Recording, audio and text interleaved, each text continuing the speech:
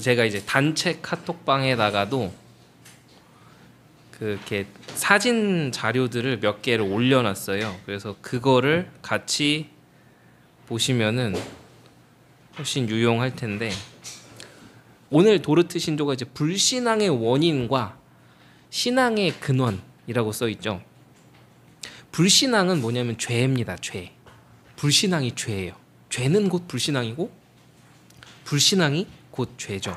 그래서 여기 오늘 도르트 신조의 교재가 쭉 나와 있는데, 제가 이제 저희 카톡방에 올린 거 보면 도르트 신조에 대한 이렇게 파란색 글씨 타이틀로 제5장 불신앙과 믿음의 원인이라고 해서 영어로 이렇게 쭉 써 있는 그런 사진 파일이 하나 있는데, 그게 이 도르트 신조 5장의 원문입니다. 제가 이제 찬찬히 읽어 드릴게요. 다른 모든 죄에 대해서도 마찬가지지만 이런 불신앙의 원인과 책임은 사람에게 있지 결코 하나님께 있지 않다. 이거 그렇죠, 맞는 말이죠. 그러므로 예수 그리스도에 대한 믿음과 그로 말미암는 구원은 값없이 주시는 하나님의 선물이다. 성경은 이렇게 말하고 있다. 너희는 그 은혜에 의하여 믿음으로 말미암아 구원을 받았으니 이것은 너희에게서 난 것이 아니요 하나님의 선물이라.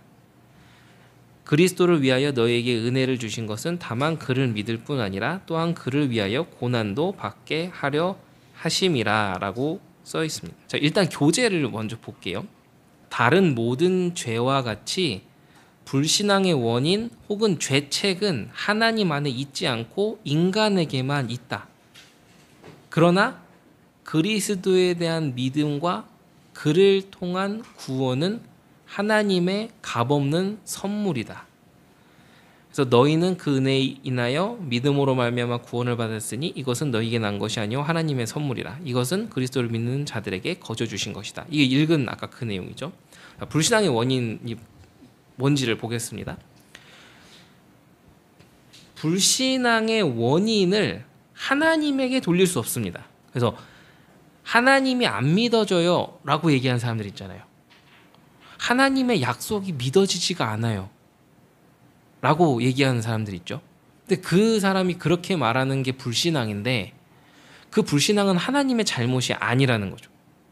그래서 하나님의 말씀이 믿어지지 않고 하나님의 이 살아계심의 역사하심 이런 것이 믿어지지 않아서 내가 화가 나고 막 하나님께 막 원망하고 하나님께 대들고 그런 것들, 그런 게 뭐냐면은 하나님 잘못이 아니라는 거죠.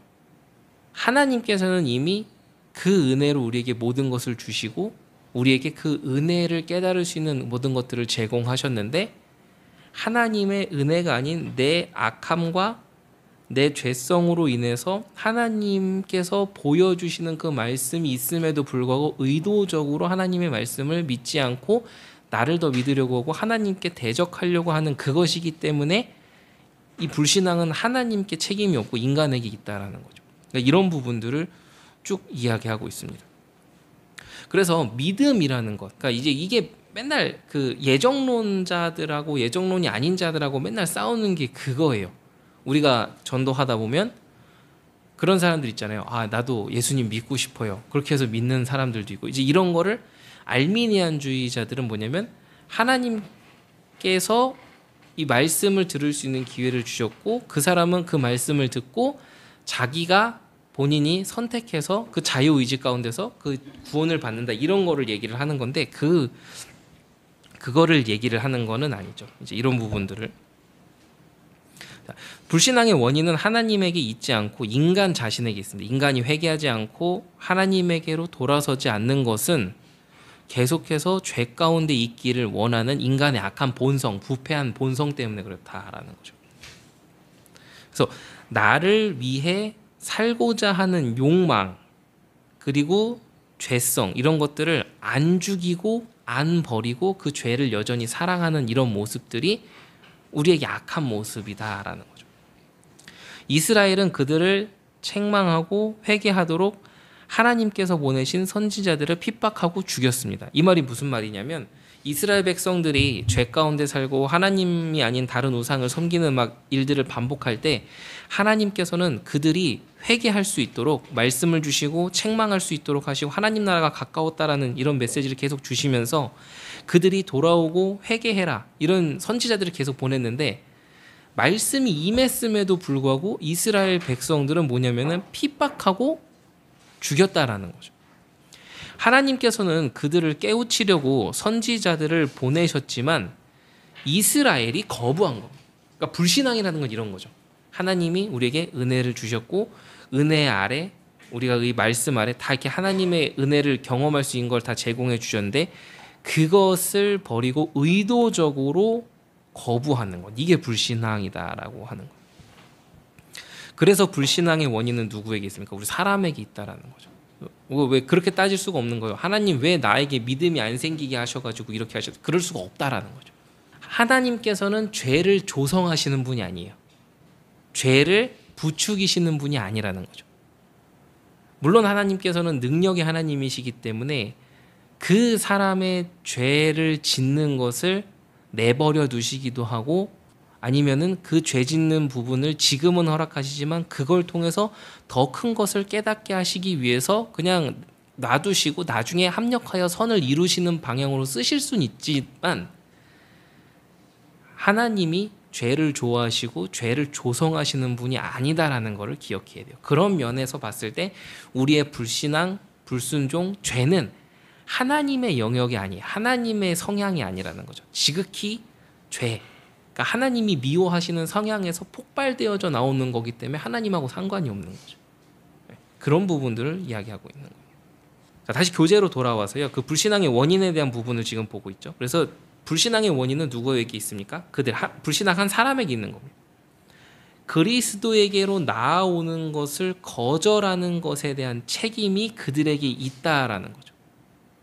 하나님께서는 하나님의 말씀 가운데서 나오라고 이렇게 다 얘기를 하시고 했는데 그리고 하나님께서는 나오고자 하는 자에게 성령으로 역사하시겠다고 하셨는데 그것을 거부한다라고 했을 때 그 책임은 그들에게 있다라는 거죠.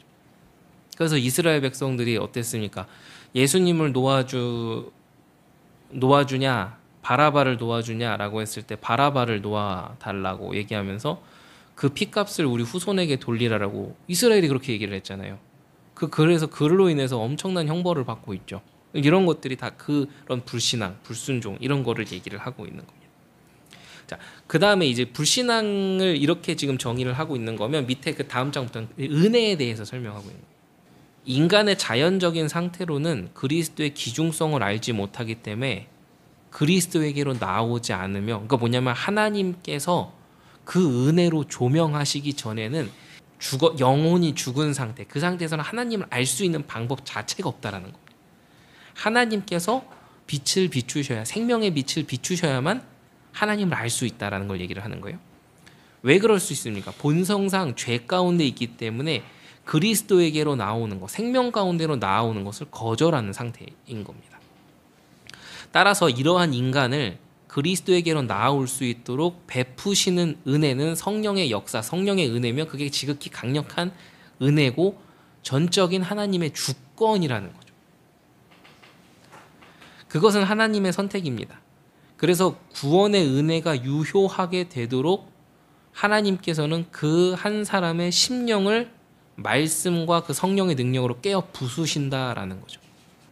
아무리 완악한 사람도 하나님의 은혜와 성령의 역사가 임하면 무너져 내려가죠. 근데 이 사람이 계속 죄 짓는 걸 좋아하고 하나님의 은혜보다 이탈하는 것을 좋아하고 이렇게 하면 하나님이 나중에는 그 사람에 대해서 은혜를 베푸시는 게 아니라 내버려 두신다라고 합니다. 내버려 두신다. 내버려 두시면 나중에는 본인이 실수하고 죄 짓고 잘못하는데도 그게 뭐가 잘못됐냐라는 것까지 상태가 변질돼 버리는 거죠. 그럼 이제 나중엔 뻔뻔하게 되는 거예요. 이제 나중에는 뭐 다 죄 짓는데 뭐 이렇게 하면서 이제 이상하게 변해 버리는 거죠. 인간의 교만을 꺾고 구원에 있어 인간이 지금 강력한 은혜 가운데 부분 하는 거예요. 인간의 교만을 꺾고 구원에 있어 인간이 얼마나 무능한 존재인지를 철저히 깨닫도록 역사하시는데 그 하나님의 은혜가 임하면 임할수록 야 나는 참 구원을 내 스스로 받을 수 없는 존재인데 하나님의 은혜로 구원받았구나 감사하다가 나오게 한다 이런 말인 거죠. 성령께서 하시는 작업으로 상한 갈대 또는 꺼져가는 심지와 같은, 그러니까는 이제 심령이 가난한 상태를 얘기하는 거예요. 애통한 상태, 인간의 비참함을 깨달은 상태, 그런 상태로 우리를 만드신다라는 거죠.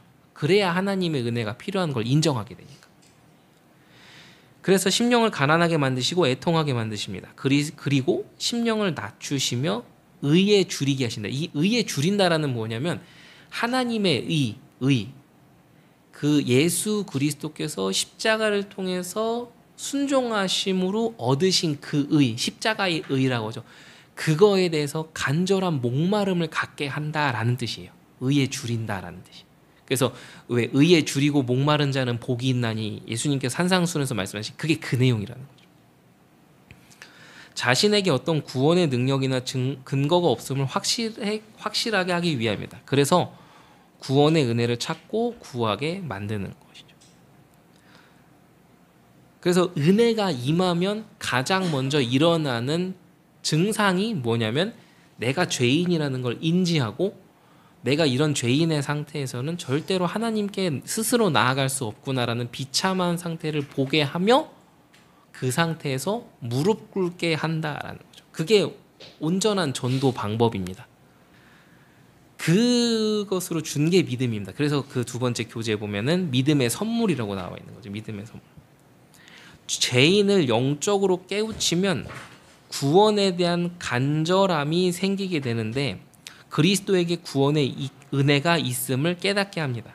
그래서 영적으로 각성된 죄인은 그리스도를 향해 달려가죠. 이를 조나단 에드워즈는 찾고 구하는 원리라고 불렀습니다. 영적인 원리가 찾고 구하는 원리라는 거죠. 이렇게 자신이 죄인이고 죄 가운데서는 구원받을 수 있는 희망이 없음을 알게 되고 그리스도를 찾고 구하는 자에게 하나님께서는 성령으로 역사하시는 겁니다.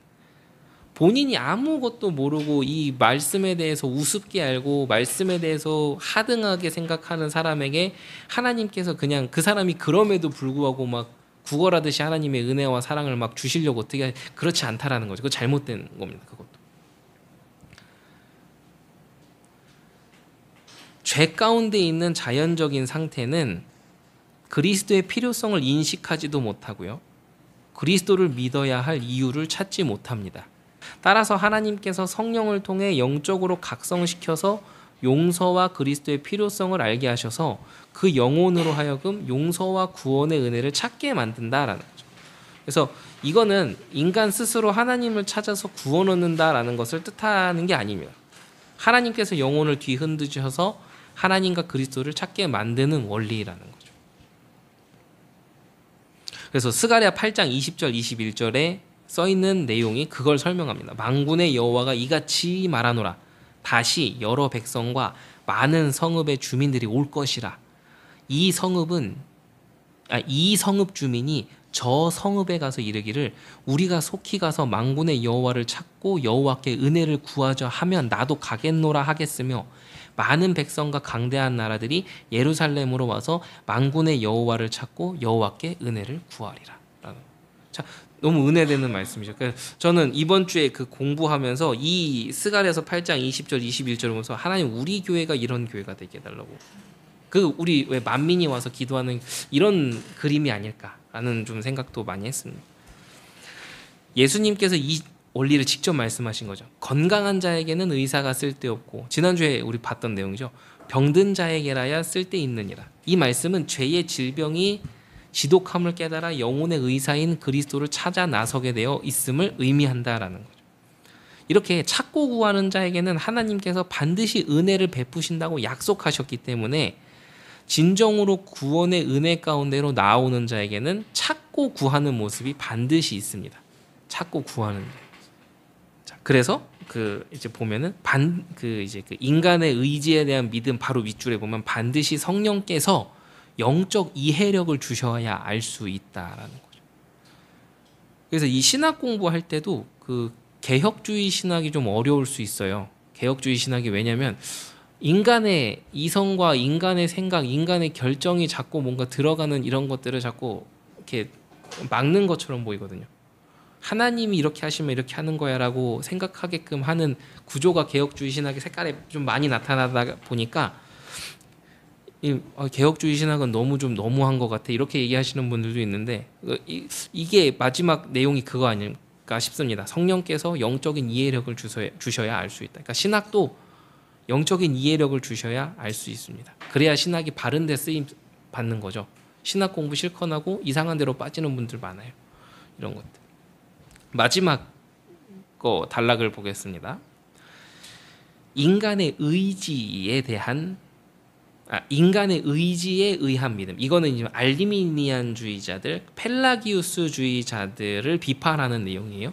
자, 알미니안주의자들은 인간 안에 믿어서 그리스도에게 나올 수 있는 능력이 있다라고 말합니다. 그게 알미니안주의예요. 그래서 인간이 자신의 의지를 가지고 그리스도께 나와가지고 그리스도를 믿겠다고 결단하면 구원을 얻는다고 가르칩니다.